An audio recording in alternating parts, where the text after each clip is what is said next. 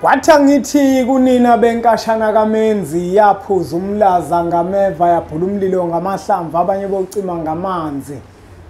Nina belembe leqamanya amalembe ngokukhalipha usishaka kashaka ngemanzi ngesaba ukuthi ushaka.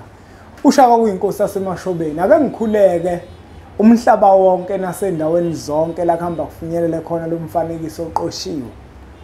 Mawumusha kule channel ibizo lami ngumlekeleli umfokambanjwa. Ngumshana wakwaNgcobo Fuze omapholobo mashiya amahlangatha azoshumayela.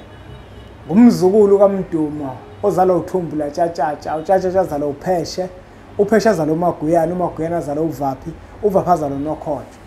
Kuhlala kuyintokozo enkulu ukuthi ngifike la kwi channel ethe enkulu Impunga Yesintu TV la sifundisana khona isintu.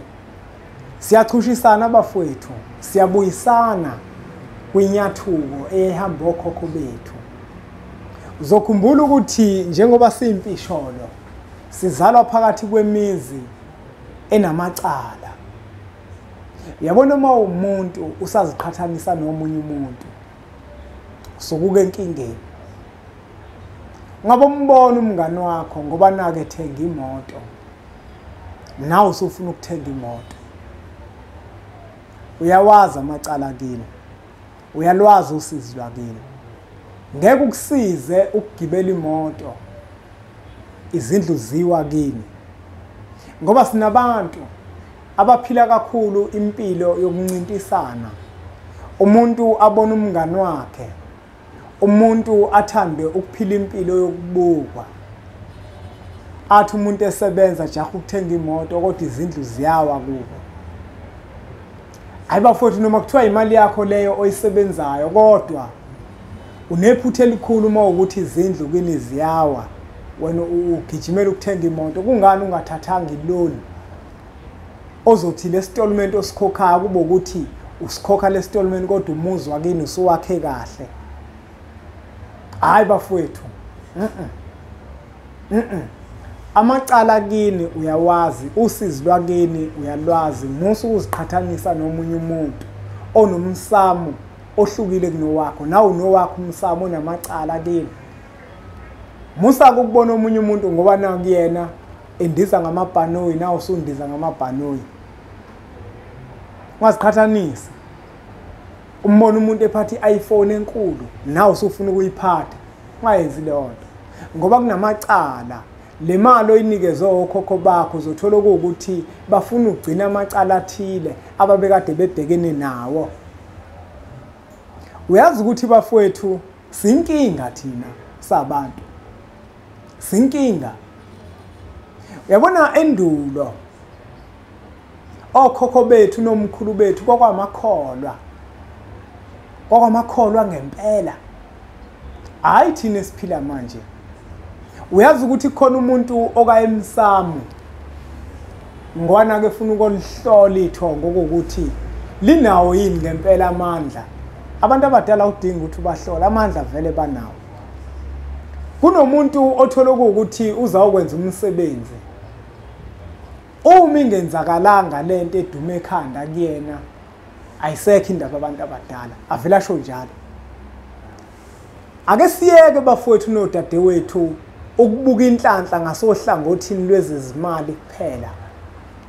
Asiyeke ukubuka inhlanhla ngasohlangothini lwezinto ezinhle sizozibona ngamehlo enyama. Inhlanhla bafowethu into ejulile inhlanhla. Inhlanhla ayisho ukuthi mawunayo kufanele kuzimali. Akusho ukuthi kufanele kwenzeke izinto ezinhle kuze ubone ukuthi unenhlanhla. Kunezinto ezenzeka emfihlakalweni phezulu kwempilo yakho ezikhomba kona ukuthi unenhlanhla. Manje wena uyihlaba imbuzi. Ubapho okhokho bakho. Emva kwalokuthi awukodwa nje ngasenza nje lesithebe kodwa kuzange kwenzeke lutho nje. Kwavele kwathulakala nje. Ukhuluma ngemali. Nawe uyazazi ukuthi ukhuluma ngemali. Kuningi okwenzeka empilweni yakho wathi udlula. Kwadutshula umuntu emva kwakho. Udlulile nje ungakapheli ngisho umzuzu. Kwadutshula umuntu. Akuyona inhlanhla le ukuthi wena abantu abadala bakuhlengile. Wathi udlula kuleyo ndawo le uluwela nje robot. Awuzahlangana phezulu kwasuka imoto ngale yeza zoshaya le moto le esimile la wena wasinda wena. akuyona inhlanhla leyo. Kodwa manje thina ngaso sonke isikhathi masibuka inhlanhla siyibuka ngasohlangothini lwezezimali. Asiyiyeke leyo nto. Ukuthi inhlanhla kuzubona ukuthi ngempela unayo, wena ufuna ukuthi kuzimali. Yebo imali isidingo, kodwa ikona konke. Akusho ukuthi impilo yakho iphethwe imali. Kunezinto eziningi kabi, kunezifo ezikhona la emhlabeni, kodwa wena zakugeja wena. Waba nenhlanhla, okhokho bakho bakuvikela ko-COVID. Kunabantu kunamuhla abaphethwe izifo ezithile, kodwa wena zikuphethe. Nako lokho kuyinhlanhla ekudinga ukuthi uyibonge kokhokho bakho, kodwa wena ufuna ukubonga mhla uthola umsebenzi omuhle, ufuna ukubonga mhla unemali. Impilo yona uyibonga nini? Impilo njengoba uphila nje ungakazi ugule. Yebo nje mina ngigule kuthiwa ngilele phansi. Ngiphathwa nje lezi zinto lezi zomkhuhlane mhlawumbe makushintsha isizini. Ngiphathwa nje umkhuhlane nekhanda. Ukuthi kuthiwa manje ngiyagula ke manje angiyazi leyo nto mina. Lesibhedlela futhi ngagcina mhla ngiphukile. Ukuthi kuthiwa ngiyagula. Konke lokho kufanele ukubonge kuyinhlanhla kwakona lokho ukuthi abanye abantu bangena bephume ezibhedlela kodwa wena ungene ezibhedlela. Kuyinhlanhla kuningi bafowethu esingakubalula okuchaza inhlanhla engingasho ukuthi uma imali ingalungi kuwena ingafinyeleli kuwena kusho ukuthi inhlanhla awunayo. Inhlanhla into ejulile bafowethu. Asiyiyeke lento ukuthi thina sicabanga ukuthi inhlanhla iyimali. Asiyiyeke leyo nto. Kunomuntu othola ukuthi uyaya emsamo afika wenza umsebenzi wabantu abadala. Uma wenza umsebenzi wabantu abadala uthola ukuthi uwenza nje lo msebenzi usuyakhaleleka. Lo msebenzi awenzayo. Ungabe zikhona inhlanhla abantu abadala bazokupha zona uma kuwukuthi wena lo msebenzi owenza usuwenza ngoba naku uyakhaleleka. Uzokhumbula ukuthi uma wenza umsebenzi egcekeni lomuzi wakini kunezinto ekufanele sihlaziye uma uzowenza umsebenzi ngoba abantu abaningi uthola ukuthi umuntu uyokwenza umsebenzi kubo ingoba sekukhona ingqinamba abhekene nazo. Wathi umephume yakobheka kwathiwa wena kwakufanele ubonge wangabonga, wena wawuthembisa abantu abadala isithebe wangabanika. Awukwazi ukuthi lo msebenzi mase kufanele ukuthi wenze uzovela uwenze nje. Kukhona la kufanele udlule khona kuqala. Ukhumbule ukuthi sekuyakhaleleka. Sekukhona izinto ezimbi ezikwehlele. Ngenxa yokuthi lo msebenzi okade uthembisile awuzange uwenze, ngenxa yokuthi wena awuzange ubonge. Usudinga ukuthi mawuzowenza lo msebenzi uqala udlule endaweni ethile eqala. Uqale ngokushweleza kuqala ngoba phela usunecala lokuthi wathembisa abantu abadala wangawenza umsebenzi. Awukwazi ukufika nembuzi bese akubambela iqhubu. Uzothi nasi isithebe. Ekubeni sebeze bakushaya ukuthi wena wababambisa udonga. Udinga ukuthi uqale ushweleze kuqala. Bakuthethelela abantu abadala ukuze uzothi usukwenza ozokwenza bakwazi ukuthi bakwemukele. Abantu abaningi bayayenza imisebenzi emisamo, uthola ukuthi bayenza phezulu kwamacala, uthola ukuthi nenhliziyo zabo azivumi ukuyenza, kodwa umuntu usenza ngoba naku okuwukuthi ufuna kulunga izinto zakhe, kodwa enhlizweni akukho ukuthi uzonikela. Mawufunda incwadi amavahla abahlosile kukhulunywa ngomsebenzi wesithebe. Ithenye insizwa eyimpunga yesintu ngathi mangifunda le ncwadi yakho umsebenzi wesithebe ngabe sengisenze ekhaya. Ngisenziswa ukuthi wathi umsebenzi wesithebe ugeji umsebenzi ofana nokunikela futhi iziqhamo ezinhle kulula ukuthi uzithole. Yawenza lensizwa. Yaplana nje kahle, yahlela. Yathenga imbuzi, yabisiya emsamo, yayobapha abantu abadala isithebe, zaqhuma into zayo. Ngoba into oyenza isuka enhlizweni ungayenzi ngoba nake sikhaleleka ayalishaya igoli. Kodwa ungenza umsebenzi ngoba naku usuhambe wazi wayohlola wathola ukuthi isalukwazi sesicasukile manje sifuna isithebe. Hayi khohla inethi mancane amathuba ukuthi ishayeke mfowethu uma uzovela uqonde wona ngqo.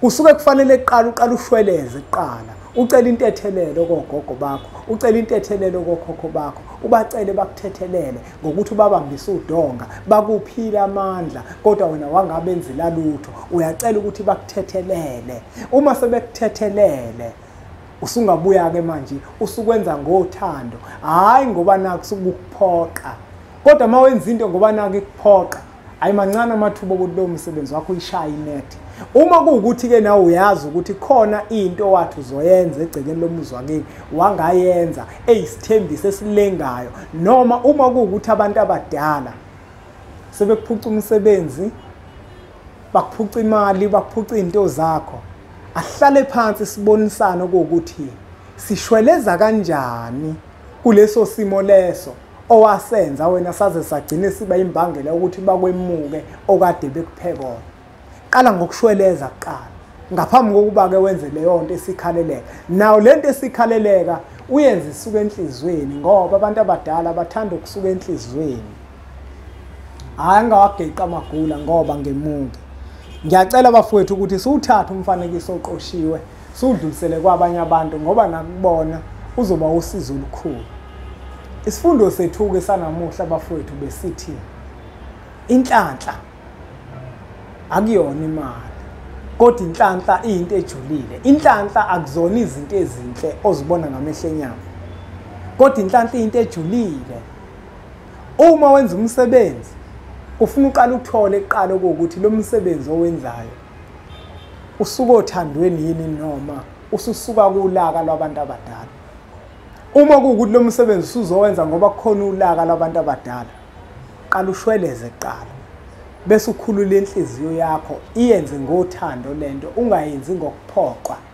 ngoba mawuzoyenza ngoba nathi sekuphoqelekile ayiziqhame ezinhle ayinethi ngeke uyishaye kodwa yonke into mawuzoyenza yasemsamo uyenza isuka enhlizweni igoli zolishaya la kanjani siqhubeke bafowethu subscribe ku channel ethu enkulu Impunga Yesintu TV nisiphe phela bafowethu izicathulo uxhaso namanje bafowethu sisalicela labo bantu laba bangakwazi ukusithengela amaphezi izicathulo sicela basithinte siyimpunga yesintu sibatshele osize abangakwazi ukuthi basithengele wona ngiyacela ke bafowethu ukuthi niqhubeke njalo nisubscribe ku channel ethu enkulu Impunga Yesintu TV bese sithi nje impunga.